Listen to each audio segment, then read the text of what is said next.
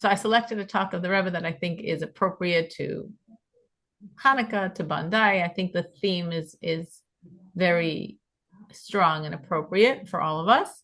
It's literally a talk of the Rebbe. We will be learning this. And then, of course, we can discuss what we think is a practical, relevant application. The Rebbe said this in 1975. Now, you could say, Hanukkah, isn't Hanukkah over? But today was actually the most powerful day of Hanukkah. The most powerful day of Hanukkah is today, meaning last night's lighting and the whole today is actually, it has a name. It's the only day of Hanukkah that has a name. It's called Zos Chanukah. This is Hanukkah. You see the entire menorah, all 8 lights burning. This is Hanukkah. This is the light, and this is an enormous power. And of course, we're coming from that day. This is the evening from that day. So definitely, this is Hanukkah. This power we should feel tonight. And we should walk away with some perspective and strength and vision on what we're supposed to be doing when it's dark outside. Because that, of course, is what we are all feeling one way or another. It seems rather very dark. All right. Is all of my tech working fine? I had a little things I was working on before. Everything is okay? You're hearing me clearly, seeing me clearly? Yes? Yes, okay, good. yes. Thank you. All right. So again, this is a talk of the Rebbe from 1975 from Hanukkah. The Rebbe speaks about something we actually mentioned last week in our party. We had a cute little game, right? True or false.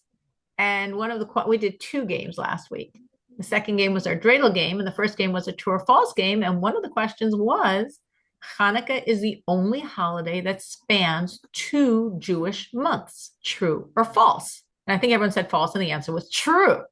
It's the only Jewish holiday that is in 2 months. It begins at the end of the month of Kislev, and it's an 8-day holiday. So it continues into the Jewish month of Teves or Tevet. Today was the 2nd day of Teves. Yesterday was the 1st. So Hanukkah spans Kislev and Teves. And the Rebbe is focusing here on the Teves connection to what's going on in our world, to Hanukkah. What is Teves? Teves is a very cold month. It's the coldest month.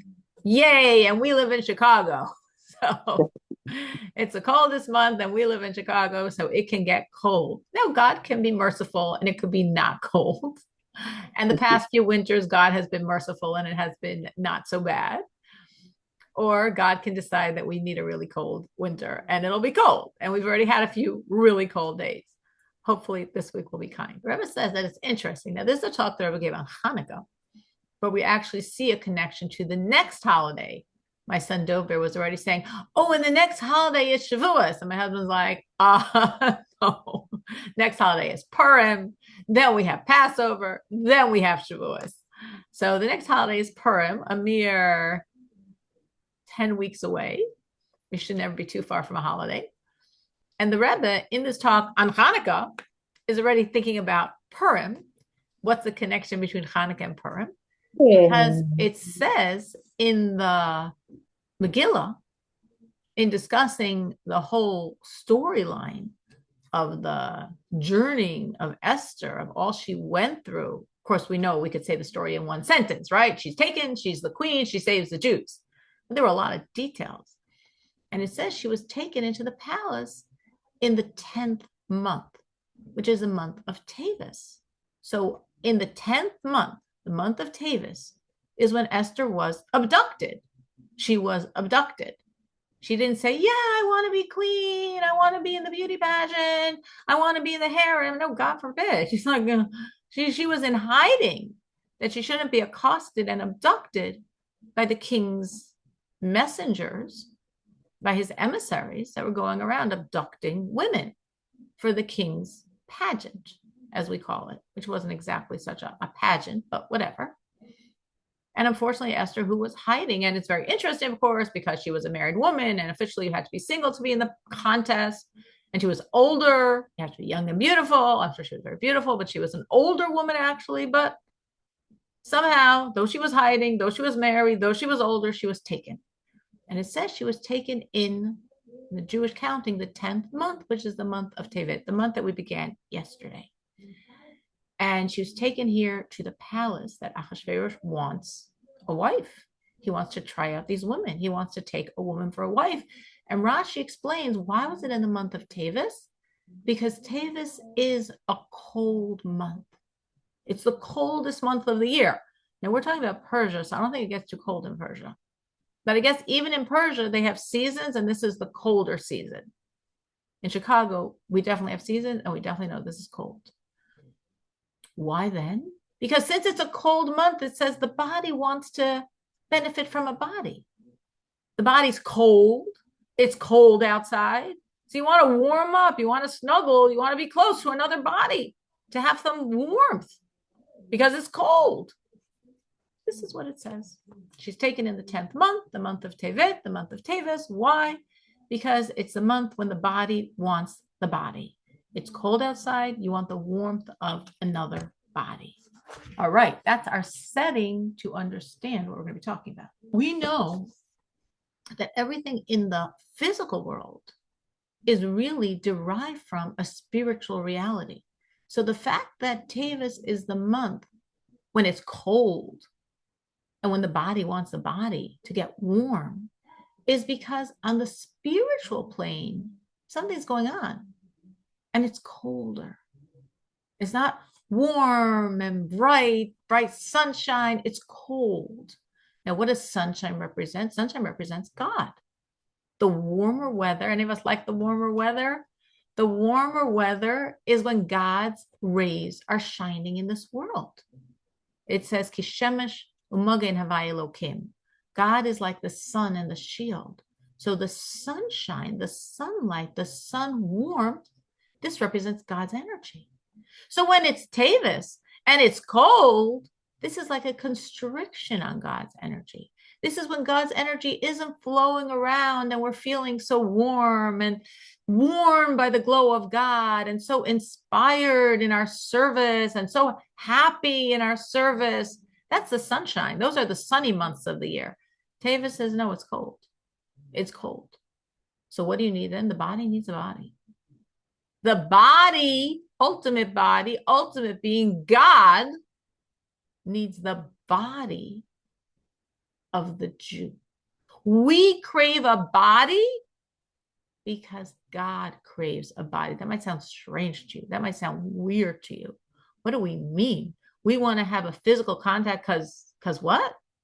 Because everything derives from God's energy. And if there's a concept in God, obviously God is not physical. This is not meant in a physical way of a physical touch or contact.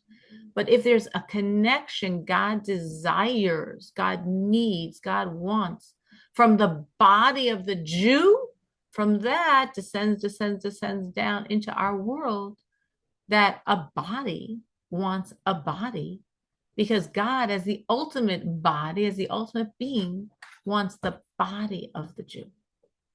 So that's the month of Tevet, what we're in right now. It's cold.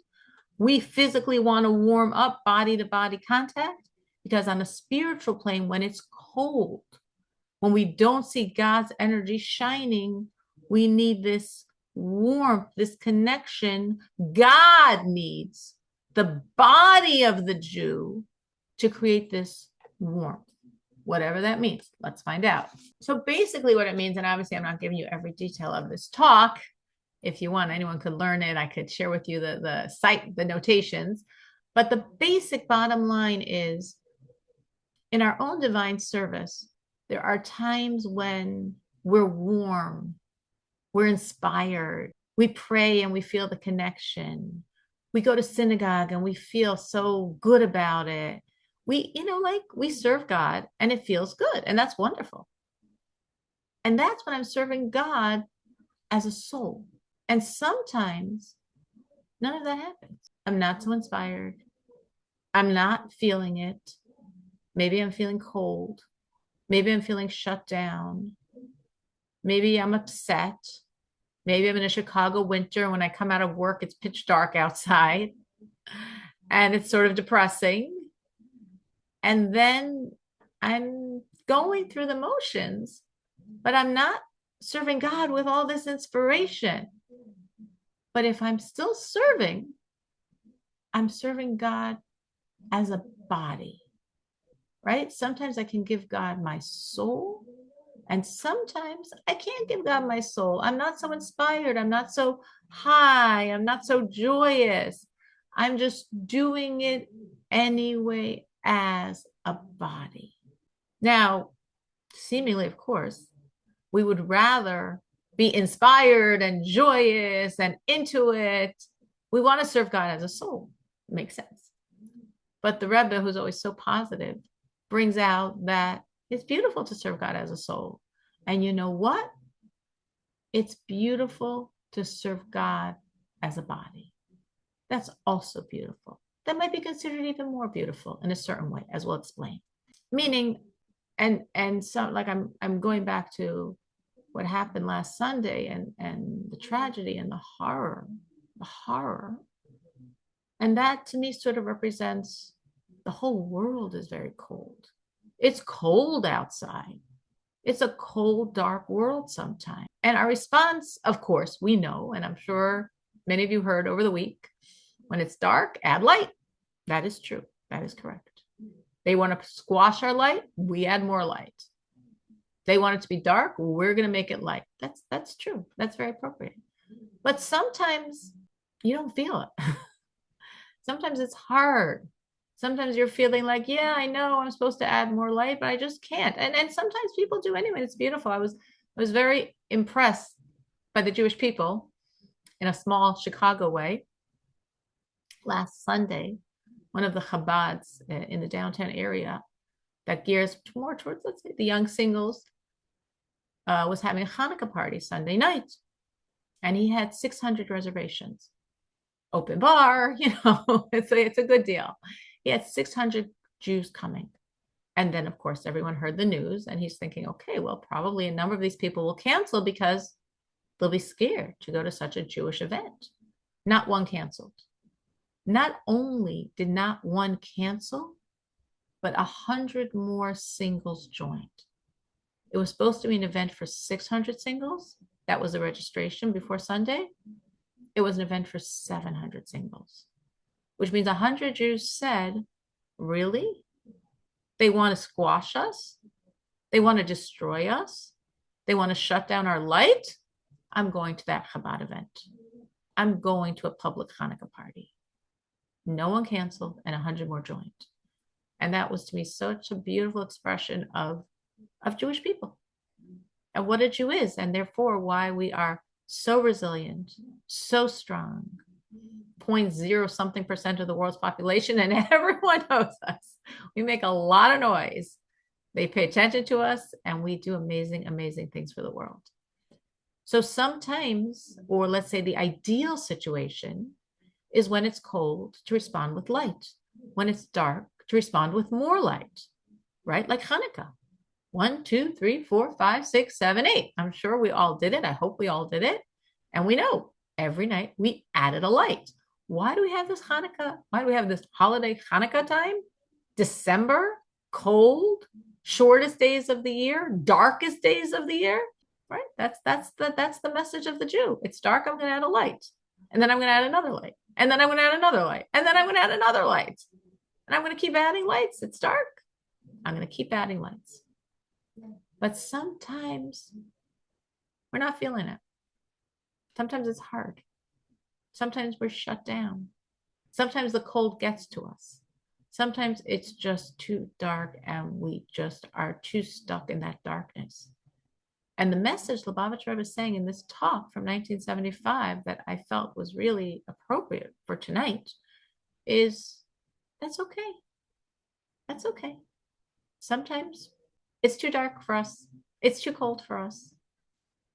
We just feel it's cold, it's dark, and I'm sorry, I don't feel the light of my neshama shining. And the Rebbe says, it's okay. Just understand then what your response is. Don't serve God as a soul. Serve God as a body. Just do it anyway. Just do it anyway. God, I'm not hearing its voice so strongly, but I can still go through the motions. I could serve you as a body. Now, the question you could say is, well, what does God get out of a body, right? My soul, I understand what my soul gives God. Well, what's a body? Well, we go back to this point that in Tevis, in the coldest month, that's when Ahasuerus got these women because it's cold and the body wants the body. And when it's cold and when the light of God is not shining, the body, so to speak, of God wants the body of the Jewish person, which means when you're serving God as a body, there's a special warmth. There's something that really ignites warmth, body to body, the body of God, so to speak, the body of the Jew. So what's this special warmth that God gets from our body? I understand what he gets from my soul. My soul is a piece of God energy. So when I'm serving God with my soul, I'm giving God my God energy. But what's he getting from my body? So to understand that, again, I'm saying this concept briefly, that we could talk about it more if someone would like. It's almost like understanding the difference between the value of the physical and the value of the spiritual. And we would generally say, well, of course, physical, spiritual, we go for spiritual, and spiritual is valuable, and it is. But there's a tremendous value in the physical. The physical has a lot of value. Why? It's physical. It's corporeal. It's not holy. It's not Jewish, so to speak. It's physical. A Jew has a body, a non-Jew has a body. A Jew uses a pen, a non-Jew uses a pen. Every one of you is on some type of phone or computer or laptop or tablet, and the whole non-Jewish world also has those items. Physical. So to understand this, we're going to understand creation a bit. Creation starts off prior to 5,786 years ago.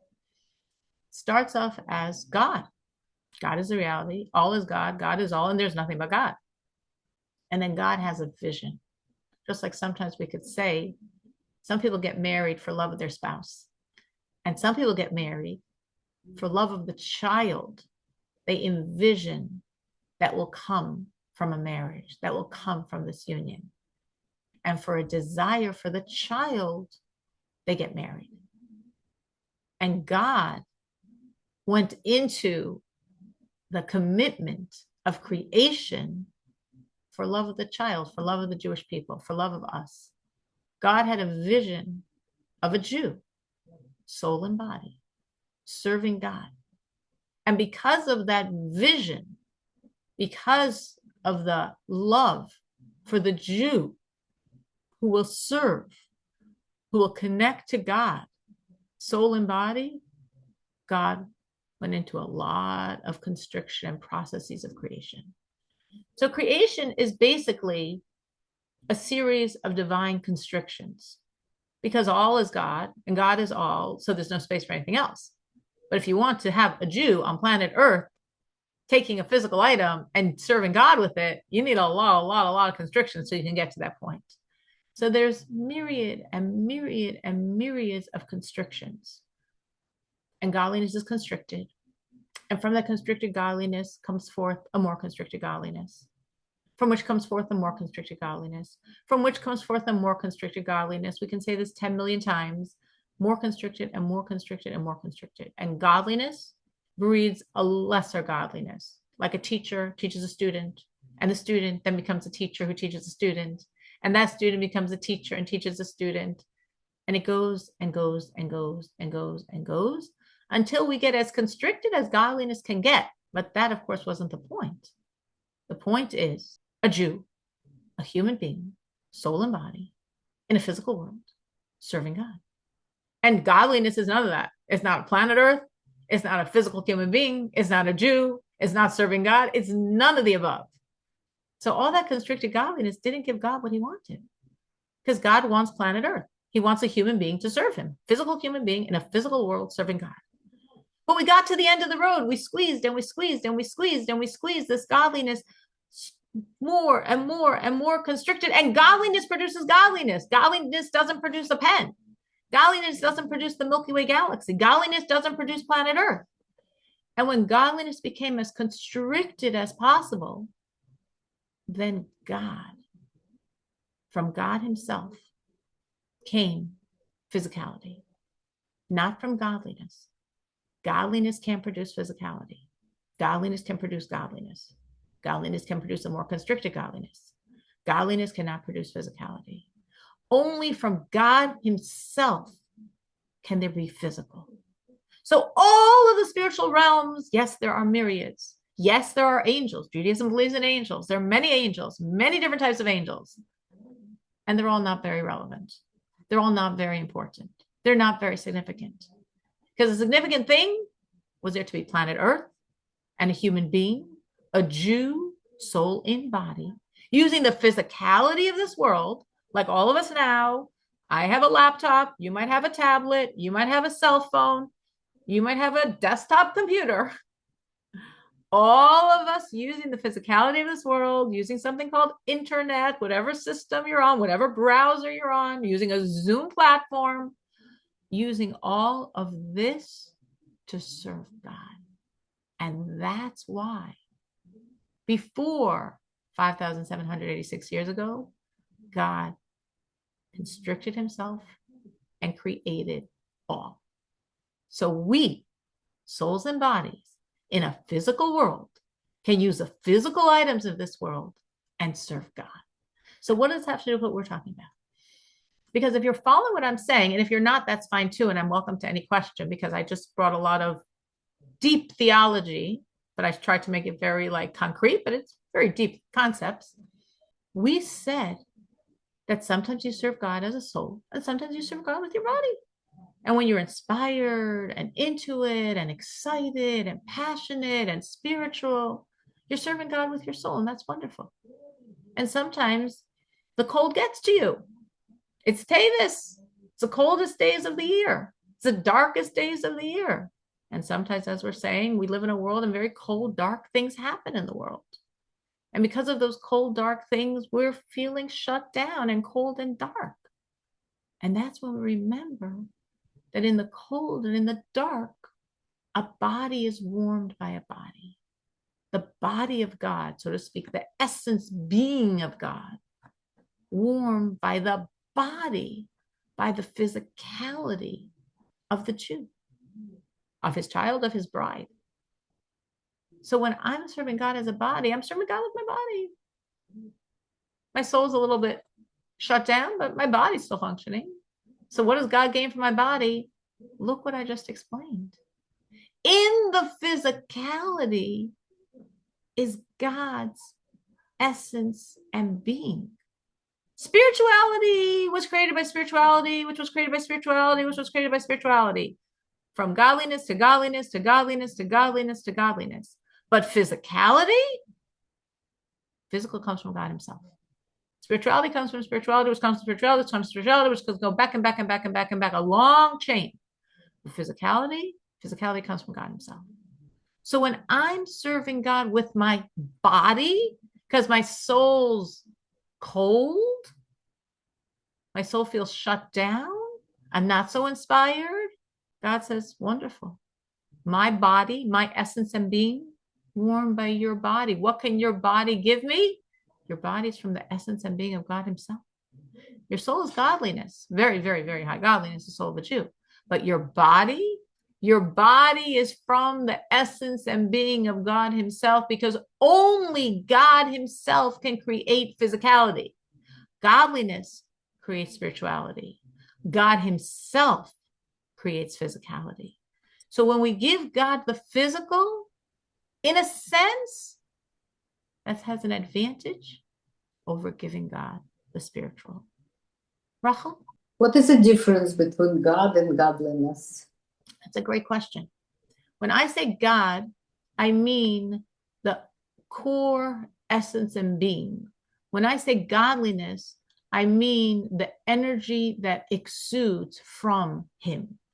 I think of it like a simple example would be a light bulb and the light, right? You have a light bulb. When you turn your switch on, the room is full of light. Well, is the room full of light bulbs? No. From the light bulb emerges a light that illuminates the room. So from God comes godliness, God's energy. And that energy has tremendous power. And there's many, many, many levels of godliness, higher and higher and higher and higher. but it's all godliness. It's like small g, energy coming from him. God means him himself. So godliness is the power of spirituality. God, capital G, God himself is the hand, so to speak, that's within everything in our physical world. So our physical world has embedded in it God energy, not godliness, God himself. So when I'm taking that physical world and doing physical things with the physical world, because God gave us lots and lots of commandments to do with the physical world, and my soul's not so shining.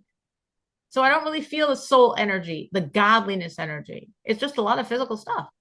But I'm using this physical things in the way God demanded, in the way God directed. I'm taking charity money and I'm giving it to charity. I'm taking physical items, money, and giving it to people's institutions, worthy causes. It's a lot of physical things happening here. And I'm not feeling very inspired. I'm not feeling very enthusiastic. I'm just doing it. So it seems like a very, very physical act. Okay, it is a very physical act, the Rebbe is saying. But embedded in the physical is God himself. So when you serve God with the physical, the emphasis is on the God energy embedded in those physical items. So it's not like we're saying, yay, don't be inspired, serve God when you're shut down. It's like the Rebbe is saying, it's beautiful to serve God when you're inspired. And it's also beautiful to serve God when you're not. And sometimes when it's cold, the Rebbe is saying, that's like the idea of Tavis, the dark, short days, the cold days. When it's cold, when it's dark, it's sometimes hard for people to feel excited. It's like some people get very affected by the weather. And some people get very affected by the very short days. I mean that very seriously. Some people, they leave work and it's dark outside and they're just depressed. It affects them. The cold affects people, the dark affects people, the short days affects people. And for some people, it's really hard to be excited and happy. And for some people hearing, of course, the horrors going on for Jewish people. Jewish people. We're all part of the Jewish people. Affects us. And for some people, it affects us and we're like, we're going to be stronger. And some people they would like to have that response, but they're just shut down. It's cold, it's dark. They feel we're targeted and they shut down. And the Rebbe is saying, if that's your response, don't worry, just serve God with it as well. And serving God with your body, shut down heart, shut down mind, just with your body has enormous, enormous value. We're valuable when we're inspired, and we're valuable when we're not. As long as we keep trucking, keep putting one foot in front of the other, keep doing what God wants, even if my heart is hurting, the Rebbe is saying it's very, very valuable to God. And that's why Hanukkah is this time of year, right? This is a talk, the Rebbe, even though it starts with this Purim theme of Esther being taken in the 10th month, but the Rebbe said this on Hanukkah. Because Hanukkah, as we said, spans Kislev and Tevis. Today, the last day of Hanukkah is the second day of Tevis. So this is why Hanukkah is now. This is the message of Hanukkah. It's cold, it's dark. And we light a candle. It's a little candle. What's one little candle? We're lighting a candle. And then we're going to light another candle. And then we're going to light another candle. And this is how we persevere and overcome the darkness. It's cold, it's dark, I'm not excited, but I do what you want anyway, God. I just do your will. Wasn't worth much. I didn't really feel anything. God said, you didn't feel anything, I know. It was worth a lot. You gave me back the body, the physical. And within the physical is embedded God's energy. Before I go on, any thoughts on this? Any thoughts how you process this, how you've been processing over the week? What's happening in our world and to our Jewish people? And how you felt the response in yourself? I have a feeling a little bit that it has, how horrible it is, we all know, but it has something positive after that. I feel like people more aware of who they are, who they want to be, what is going on in the world, and it somehow I feel like it makes us stronger. You're feeling in general that Jews, when something like this happens, it Yeah, sort of realigns us with our identity. We sort of recognize that if we're right. going to forget, the world won't. And it makes us stronger within our Jewish identity. Right. We feel more united. Something I mean, positive. I think you're right. That's definitely true. It's very interesting. I had a Hanukkah party last night, and I had their, they say, unaffiliated Jew. And I was talking to him, um, how his, I didn't say him, I said, make it more part of how his acquaintances, how they're viewing themselves as Jews post October 7th, with what happened in Normandy and October 7th. And he said exactly what you just said, Rachel. He said exact same thing.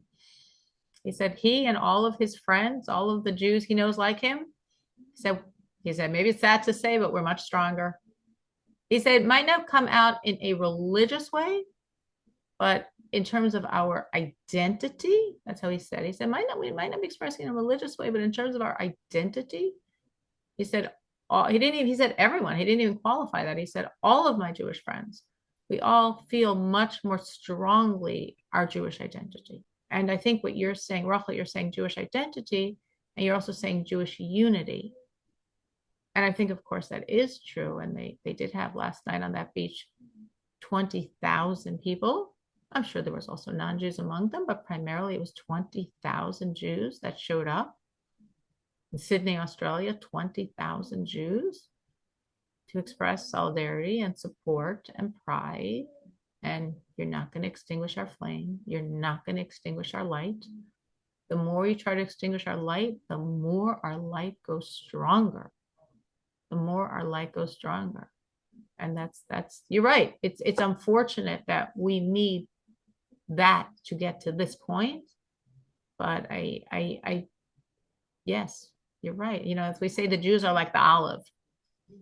An old parable says that an olive has beautiful oil, right? The most valuable part of the olive is the oil. But the only way you get the oil from the olive is when you crush the olive.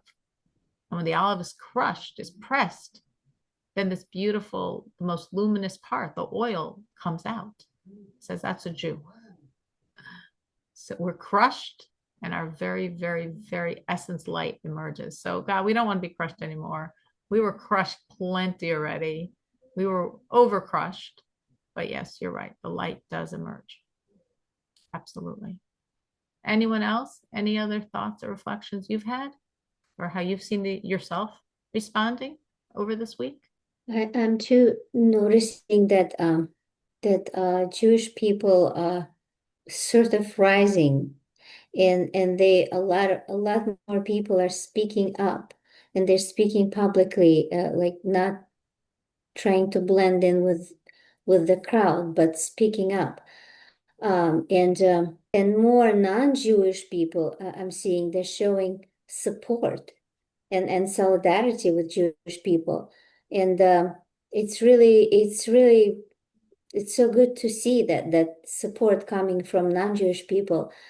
But the Jews, of course, like we as Jewish people, we have to make the first step. We have to be, first cognizant of what's going on, and like not be afraid, in order to get this, like other people to support us. So, Paulina, are you feeling that you are seeing this, that Jews are not being afraid, or Yes, that was my message. That was what I was that's trying to beautiful. say.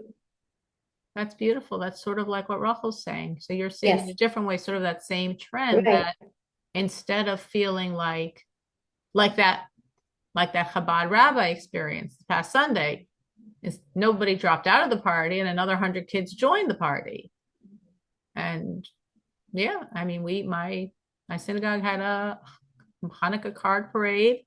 We took our menorahs, made a bunch of cars. We had protection, of course, and we went downtown, and a lot of people beeped, and take that as support, beeping in support, and smiling and waving. And definitely, we have to be proud, and we have to be vocal, and maybe we're getting more proud and more vocal, And maybe the world is saying, oh, wow, you guys are so special, because we are, because we represent God. And that's like the key and the secret to our existence, and the key and the secret to why we're hated by some, because we represent God. And some people hate God, and they want to squash out the Jew trying to squash out God. And some people, of course, are jealous because we have this special God power.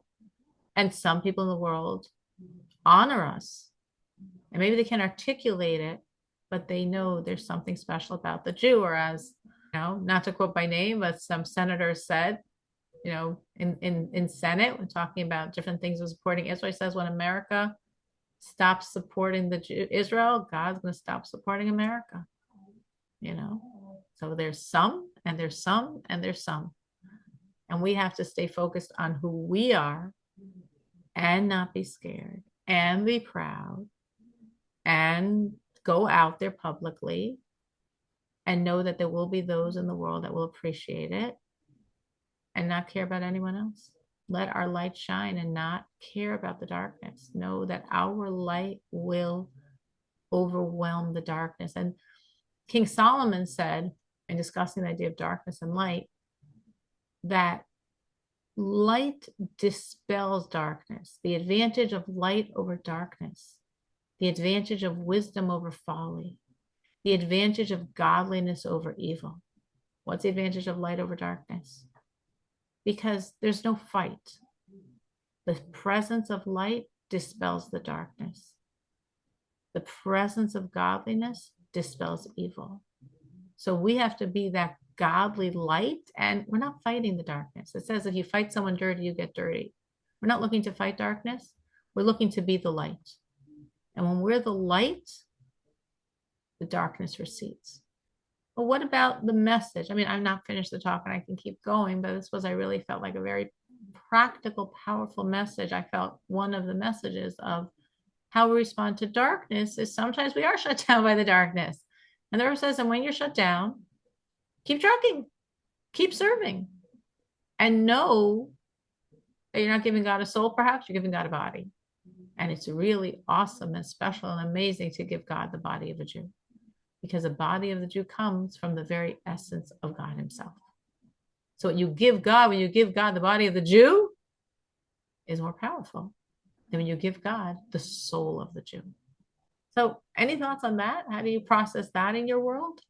What does that mean to you when I'm shut down, when it's cold, when it's dark, when I'm not giving God my soul, I'm not so spiritually inspired, but I'm serving.